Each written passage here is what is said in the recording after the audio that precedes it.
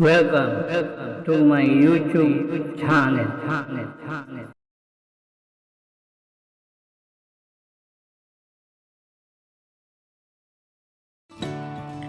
Hi, once again, I'm Nonoy Rivera. This was part 2 of our services in Ma'am Nerissa's residence. This is an old 2-gang outlet, so we're gonna replace it by a new one. So I'm gonna unlock the screw so that it will remove. So you see what happened on the wires. So it's hard to cut it off because it's too little. So this is the appearance after I cut the wires. So there is a defective screw. So we gonna extend it upper because the owner requests to install up instead lower. So I'm gonna use PVC molding, that was a 3/4, and I put adhesive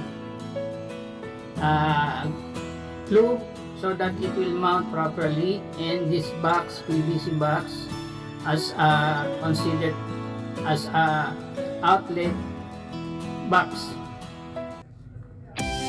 So I use also a drill so that it will mount properly, and it's hard to pull out.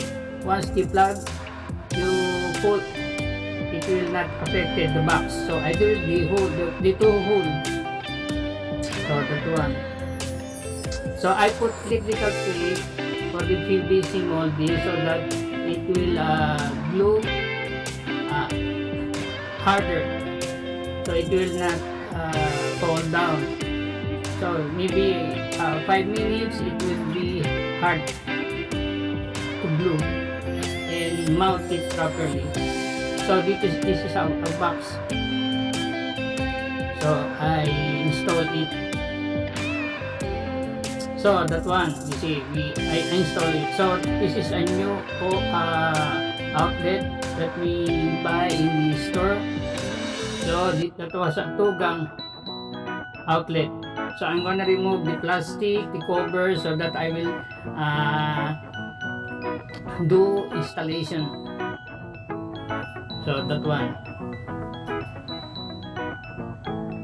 So see, I remove using the saw, plain saw, so that the clip will be an insert. So that one. So I'm doing a jumper, so it just like a parallel connection, so that the other side will be considered another power line. So that was a jumper that I'm using number 12 wires, so for the outlet. So that is how to insert the wires. So be careful because it hurt your fingers when it slide. So I'm using long nose so that I will insert it properly. That one's the jumper or parallel connection to the other side.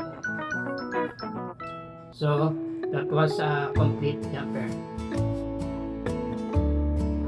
Once the jumper wires are completely done, so I'm gonna install it and mount properly in the box so that it will fix and screw properly.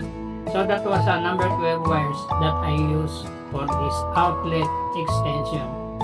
So that one, I mount the outlet, then I screw, and the wires that I will connect to the existing line. So I'm gonna put the cover, the outlet. So there is a clip there, so you can follow the clip from left side or right side so that it will not be wrong to cover the outlet. So the wires, so I'm gonna splice the wires so that it will connect power line. So that was a final. So I put the cover cover molding and the cover blank outlet that I gonna get the power line. So I use the take line so that I will this it is 220 volts. So that was the final extension outlet and replacement outlet. Please don't forget to subscribe. Thank you for watching. Merry Christmas.